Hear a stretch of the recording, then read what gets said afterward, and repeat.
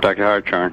Yeah, hi, Dr. Hartshorn. My name's and I'm trying to put together a thesis proposal for my master's. Okay. And I want to write it on the Cobain case. Okay. Because it's such a high-profile case. And I'm just trying to see if I'm wording it right, and I can also say, you know, I even called and we discussed, and okay. I'm just trying to put together something that'll really blow my professor's mind, because I'm hoping this will open the door into a PhD program for me.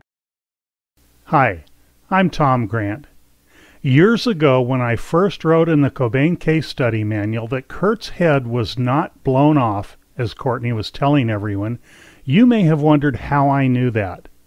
Now you can listen to one source of our investigation that we have never revealed before this segment of Project Unplugged. These are short excerpts from an undercover call we made to Dr. Hartshorn shortly after Cobain's death.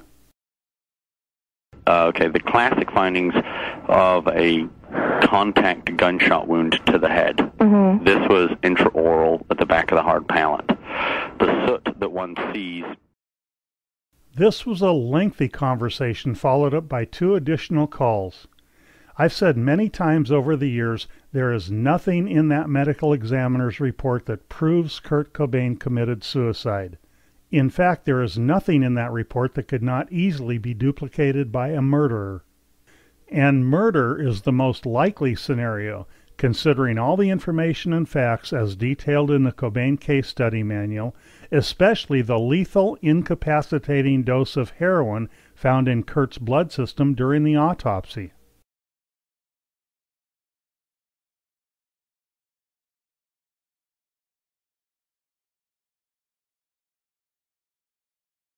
What I'm afraid of is that Trent, Trent can sleep 4 hours.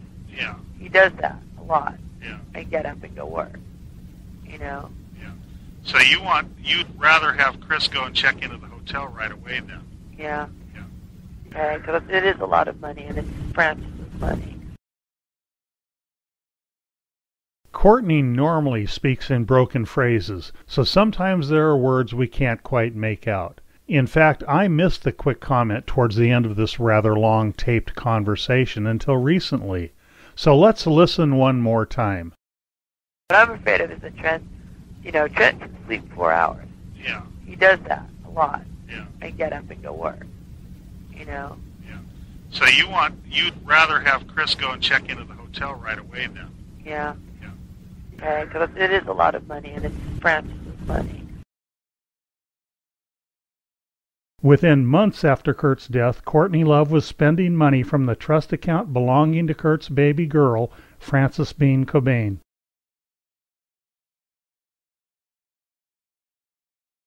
What was Courtney spending Frances's money on? Her newest boyfriend, Trent Reznor. Courtney was tapping into Frances's trust fund to have Trent Reznor followed and watched by My PI Company. She wanted to see if Trent was cheating on her. Courtney later went into a rage and trashed Trent's hotel room with unmentionable personal filth.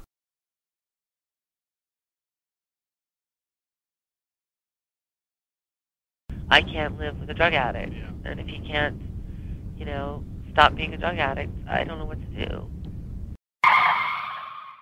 Did you hear that?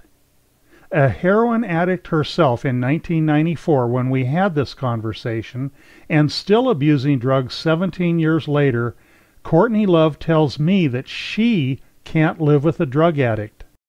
Does anyone still doubt that these two were headed for separation and divorce when Kurt was found dead? These conversations were recorded before Kurt's body was even found. Okay. I mean, money's not a problem. I mean, money is a problem. I mean, if we get a divorce and I don't have my publishing deal, money will be a problem, but that's not going to happen for quite some time.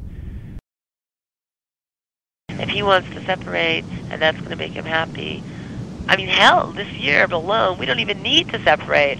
He's supposed to do, Lollapalooza for 4 months of the year, and I'm supposed to be touring 9 months of the year. So this is our first year that we're actually going to be separated for any length of time. And what you were just saying about, for instance, calling Detective Terry and stuff, yeah, I mean, if me and Kurt got into a divorce and it came down to a custody battle, I'd win in a second. He wouldn't even put up a fight. I know Segment 3 has been a long time in production. Actually, it has been completed, then revised several times over the past year. If you go to our website, www.cobaincase.com, and read the most recent updates, you'll be reminded of the reason we started producing Project Unplugged in the first place. You'll also understand why this will be the last segment of Project Unplugged that we produce, unless circumstances change dramatically, such as the actual release of a film by Miss Love about Kurt Cobain. Meanwhile, I'm going to be working on a book about some of the many behind-the-scenes events while pursuing justice in the Cobain case. Even those who have followed our work since I first went public will be shocked and surprised by what you never knew. I do appreciate your letters and emails, even though I can't possibly respond to each one individually. Most of those who write ask if there's anything they can do to help. The answer is yes. You can help keep our website going and help support the continuation of periodic updates on this case through a donation or by purchasing our Cobain Case Study Manual. Many of the younger readers assume I'm a public employee of some type and get paid for this. Except on rare occasions, I do not. I often spend 20 to 30 unpaid hours a week on this case. I did an interview for an Italian television station recently for which I was paid for my time and expenses. This was the first time I asked to be paid for an interview, but after 17 years, if I'm not credible yet, I never will be. The Cobain Case Study Manual is also the best place to go for most of your unanswered questions. Since I cannot answer your questions by replied email, that is exactly why we put the Case Study Manual together. Here are some of the most typical, yet simply answered questions found in the Cobain Case Study Manual. Why haven't you taken Courtney to court?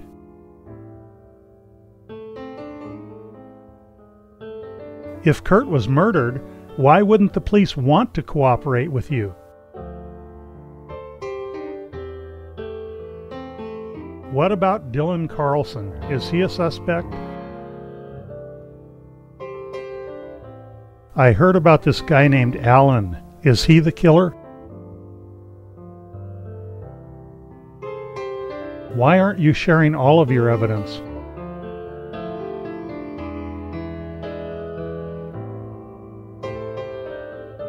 Why is this taking so long? We'll end with a song Courtney Love recorded in 1990. Sounds like she was formulating her career about the time she met her so-called suicidal husband.